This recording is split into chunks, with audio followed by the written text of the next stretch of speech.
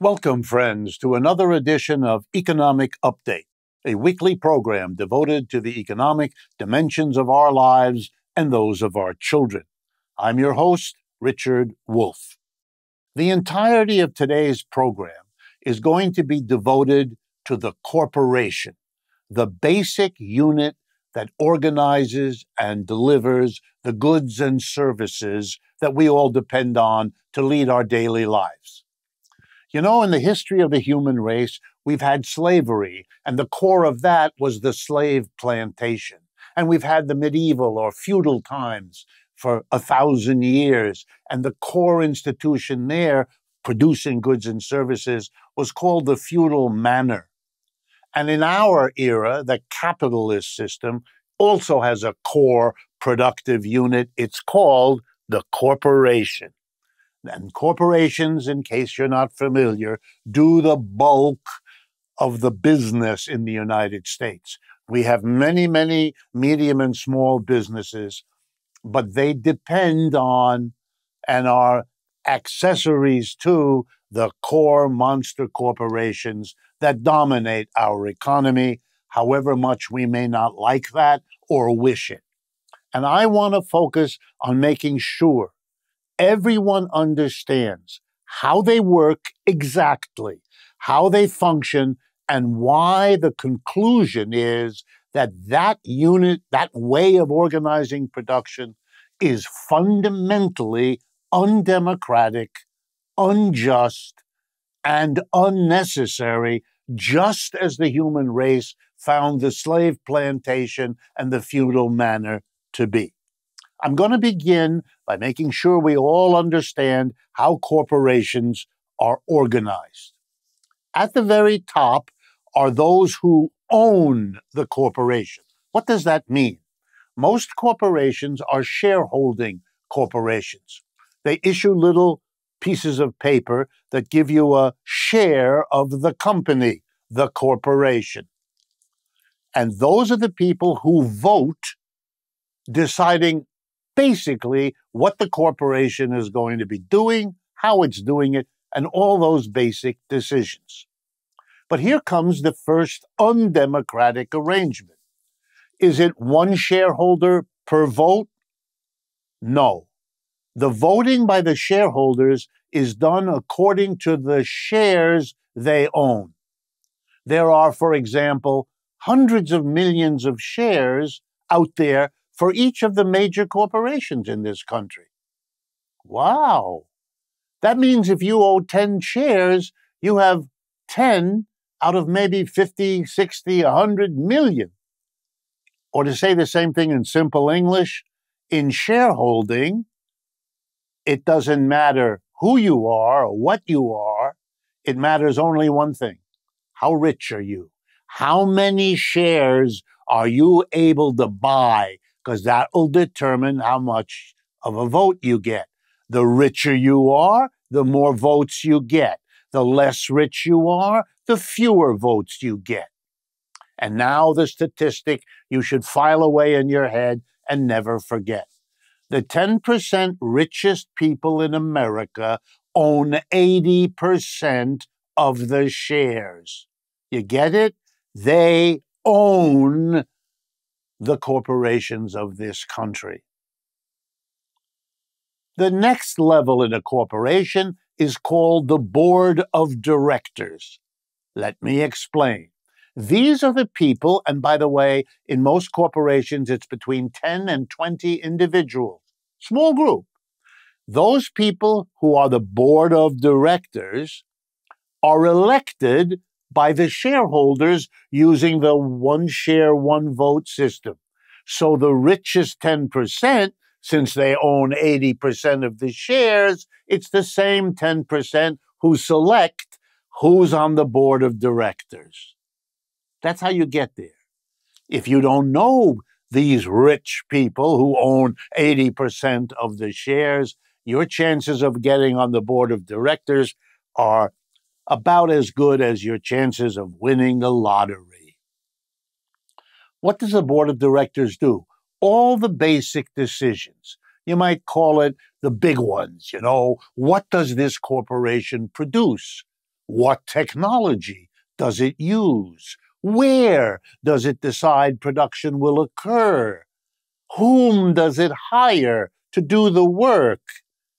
And what is done with the profits that everybody helps to produce? Those key decisions are made by the 10 or 20 people on the board of directors who are elected by the 10% richest Americans who own 80% of the shares. One of the things a board of directors does is hire the chief officers. Sorry it's complicated, but they've worked this out this way. Chief officers include a name you probably have heard of, the CEO, the Chief Executive Order. The top officials, the executives, if you like, are chosen and hired by the board of directors. And they get the big salaries if the board of directors decides to favor them in that way. And now the bottom. The bottom isn't a small group. The bottom is the mass of employees. The officers hire the employees. The board of directors hires the officers, and the shareholders elect the board of directors. You know what that means? Everything about a corporation is decided by the top 10% or the people they choose, not by the people impacted by what the corporation does, the community where it's located, the people who breathe in the exhaust that this corporation dumps into the air, the pace of the work the masses of people who are employees do. No, all of that is decided by this tiny group at the top. Are they accountable to the people they impact in the community? No. Community doesn't vote on who's on the board of directors, has no say at all. The workers, ditto, nothing. Do your job. All the key decisions about the economy you live in, starting with the wage you earn, the work you have to do, the economics of the community you live in, all of it, decided by a tiny group. This is the opposite of democracy. Corporations are not about democracy. When you cross the threshold into the factory or the office or the store where you work, you leave the democratic realm. It might exist in your community. You get to vote on the mayor who has power over you. You get to vote on the senator or the governor. You have at least some, not enough, but some influence. You cross into your workplace, you've got none. You are told what to do, how to do it, where to do it, when to do it, and at the end of the day, you go home to get ready to come back and be told what, how, where, and when to do it the next day.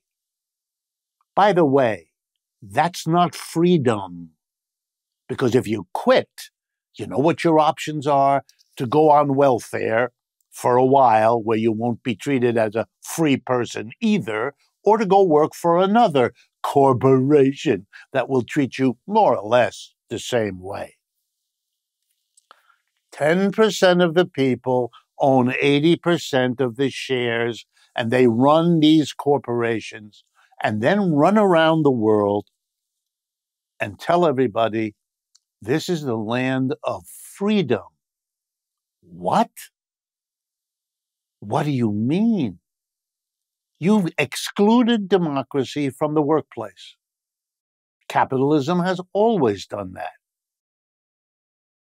Keep it in mind.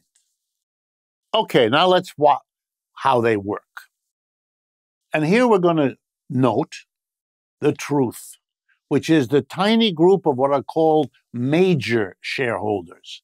See, it turns out that wealthy people often give their shares or own their shares through a trust department of a bank, through a family office, they're called, through a venture capital fund. They give it to people who are experts, who get paid very, very well, and they're the ones who decide what corporations' shares to buy.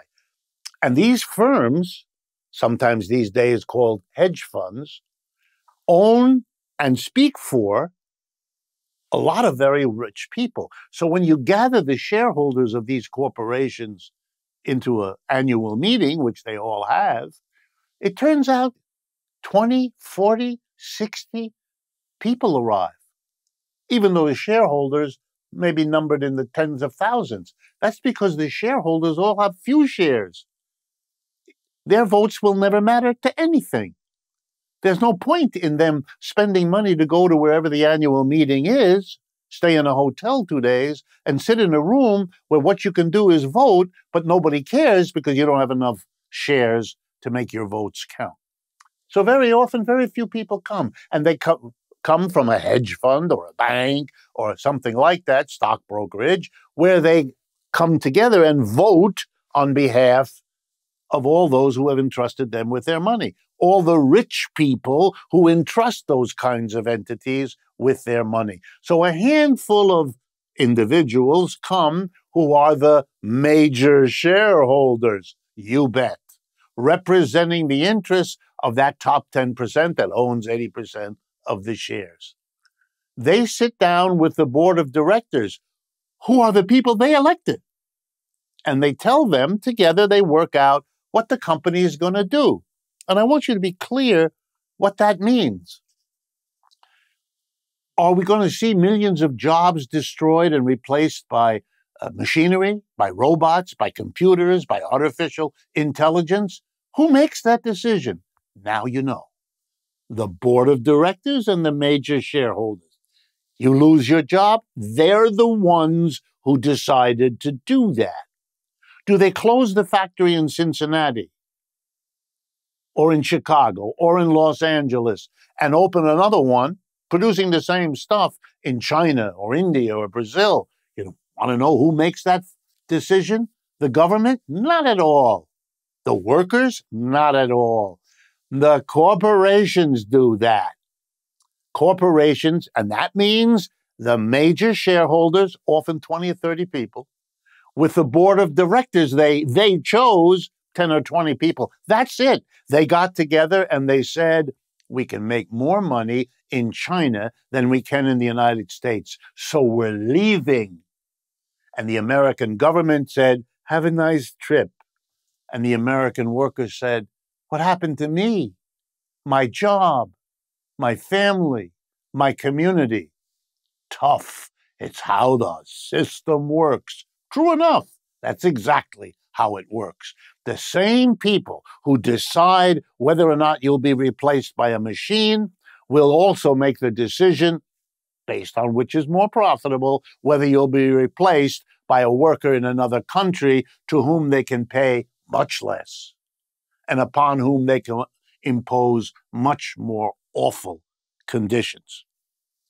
The thing we call globalization, fancy word, or technological progress, another fancy term, these are simply dresses clothing the naked profit-driven decision of corporate executives run by their directors, selected by the, major shareholders.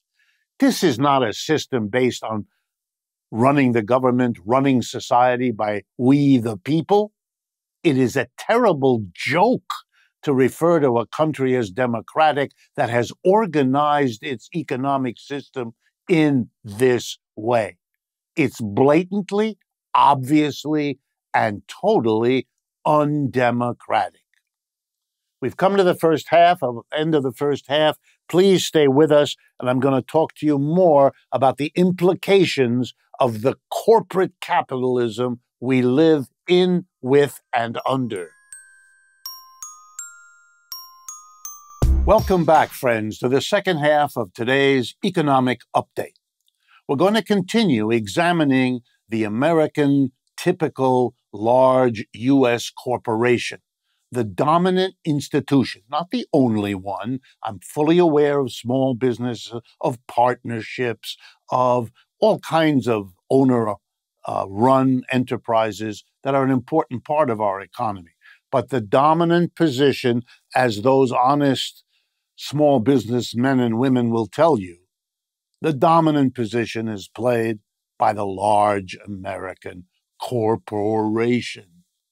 And that's what we analyzed in the first half. I'm going to continue now and drive 2 or 3 basic points home, or at least try to in an effective way. When we look at the decisions made by the board of directors, 10, 20 people, and the major shareholders, 20, 30 people above, that tiny group in corporations that can have 10,000, 100,000, a million employees of all kinds, supervisory, non-supervisory, but it's a very strict hierarchy. It's a pyramid, wide at the bottom and very narrow at the top. We were talking about all the things it can do, and we ended up with technology to choose, which means whether to replace workers with machines or not. Globalization, whether to locate production here or there. If you know much about the problems of cities and towns and states in the United States, you'll know that they're always desperate. You know what they're desperate about? Bringing corporations into their city, town, region, state. Why? Because they have to make it attractive so that the jobs will be where their people live, so that the taxes that they need will be paid by such corporations. The corporations have the politicians in the palm of their hands. It's not corporations begging the politicians for help, although in extreme moments they do that. 99% of the time, it's the politicians begging who again? The board of directors who make all these decisions and the major shareholders. Not the mass of people. Them. Come to our town. We'll give you a tax holiday. We'll give you a road built over there. We'll give you a subsidy. We'll give you, and you know where those monies come from given to the corporations? Your taxes, my tax. Again, see how the system works? Wide at the bottom, narrow at the top. But I want to go on because the corporate elite at the top, boards of directors, and of course the CEO, those top executives who do what the board of directors that hired them tells them to do. They're the ones who decide whether to move or not, whether to automate or not. But I want you to see other decisions they make. One of the things that's really cute is that the board of directors decides how much the executives are going to get paid, because they're the paymaster. The board of directors writes the checks for everybody below them. Aha!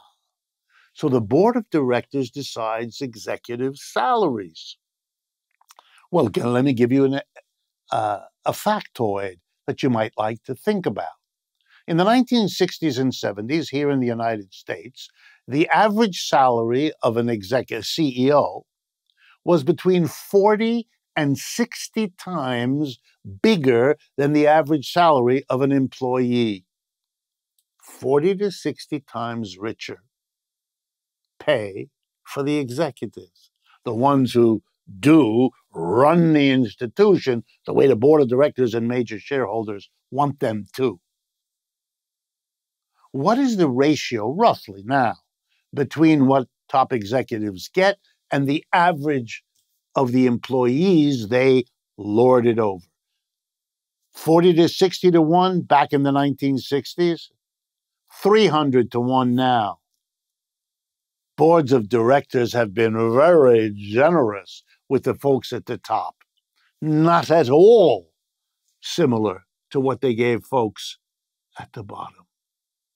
They take care of themselves first and the mass last. That's not democracy.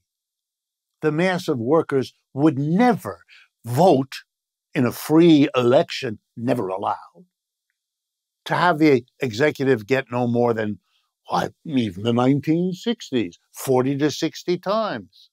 And that would free up a lot of money in the corporation to do wonderful other things. Set up a daycare center at the workplace. That might be something that would benefit lots of people. No, no, no, no, no, no, no, no, no. No democratic decision-making whatsoever. Here's another thing that the corporations do. They decide whether to grow the enterprise or not, build it up or not, build it up in America or somewhere else. All those decisions about how to use the profits the company makes. All of the workers help produce these profits, and they are excluded from deciding what to do with what they did. You have to be very uninterested in democracy or even being a self-standing human being to go along with a system like that. Here's another thing boards of directors and major shareholders do. They decide to use part of the profits that we all help them make as employees to control politics. They give millions to political parties, to candidates, to all over the place. It's a scandal. We have to have laws and Supreme Court decisions to try to keep some limit on it, and they haven't been successful. They buy the political system with an enormous amount of money that we, the workers, help to produce those profits used to control the politicians. We moan and gripe about politicians. We say they're in the pockets of the big businesses. But I'm explaining to you that the corporation is set up in a way that, of course, that would happen. We don't participate in any way to prevent that from happening other than complaining about it. And here's a fourth thing corporations do that affect our lives, but we have no control over it.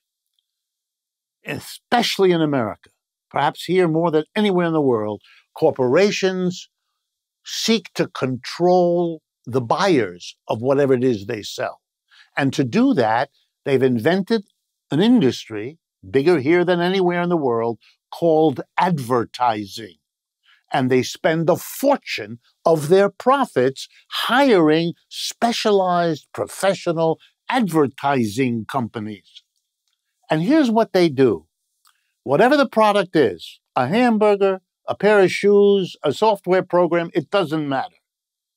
Their job is to go out there and do something which, in the good old English language, is called lying. Here's what they do. They tell you everything good about that product. And there may be some things. And they minimize or hide everything bad about that product.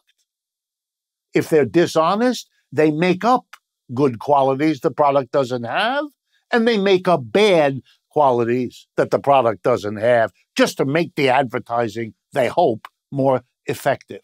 And you know what this does? It contradicts what every one of us got taught at some point in our education, that the truth of something has to look at the good parts and the bad parts, to face them, to admit them, and then to weigh them and come up with a conclusion about the object, knowing what's good about it and what isn't. If you want someone's opinion about something, you want them to give you an honest assessment of what's good and bad. You wouldn't talk to a person who only told you good things about whatever you asked for. You'd know that person was either lying or making a big mistake. In the case of the corporations, we don't have to worry that they're making a mistake. They get paid way too much for that. They're lying. They're teaching us as a culture to not tell the truth, to hype one side or another. The Democrats say, the economy right now is really good. Mr. Trump and the Republicans, it's terrible. Yeah. Both of them are useless. One of them cherry picks the numbers to make it look good, like an advertiser, and the other one cherry picks other numbers to make it look bad, like an advertiser talking about the competitor. It's a childish, dangerous, dishonest way of proceeding. And it's really not the fault of the advertisers. They're doing their job. It comes out of the logic of the corporation. We make money if we sell whatever we produce. And we're going to hire people to hype everything we do in the name of making more money. You put all these impacts together, and this is so far from democracy, it's almost a bad joke. The culture, the jobs there or not there, the income there or not there, the begging of our political leaders so that the corporation would not leave our town, or another one would come to our town, and let's see what we can give them, and not face the fact that if we give them $1 million, that's $1 million we don't have for the parks in our town, or the children in our schools, or any of the other things we need. The corporation, like the slave plantation, like the feudal manor, is an institution to which our response ought to be, wow, we can do better than that. We can. Those at the top, when that narrow peak of the corporation, for them, this situation is great. They've become wildly wealthy. Think of Jeff Bezos or Elon Musk or all the other billionaires parading around. That's our work and our effort that created that wealth. They've got a system going that concentrates it at the top. And as the difficulties of American capitalism deepen, as they have been doing for years and are only going in that direction even faster now, it will become clear to people that this system doesn't work. And it's for that reason I wanted to go over the chief institution that runs and defines this system, the modern American corporation. What would doing better than that mean? Well, that's something we talk about often. That's something we will devote programs to in the future. But I can sketch it for you in the time we have left. First and foremost, simple. Democratize the corporation. Make it a democratic community. You know, there's a joke I tell, and my apologies for those of you that have heard me do it before. Once upon a time, all of society was run by a handful of people, at the top of which was the king or the queen. And the king and the queen tried to tell all of their lowly people, whom they referred to as our subjects. They tried to tell them, you need us. Without us, society would fall apart. We keep it all hanging together. When they were religious, they said, we intercede with God on your behalf. Whoa. Then at a certain point, people couldn't stand it anymore. And they got rid of the kings. They overthrew monarchy. And they substituted a community of some sort of democratic equals. We all have one vote. Ideas like that. And they thought they had vanquished the kings. Wrong. The kings were clever. They changed their outfit and they changed their name. And they went inside the corporation and reappeared in their new outfit, CEO. Inside the factory, we still got kings, and they need the same response. That's the beginning of a real solution to the problems of American capitalism. Thank you for your attention, and as always, I look forward to speaking with you again next week.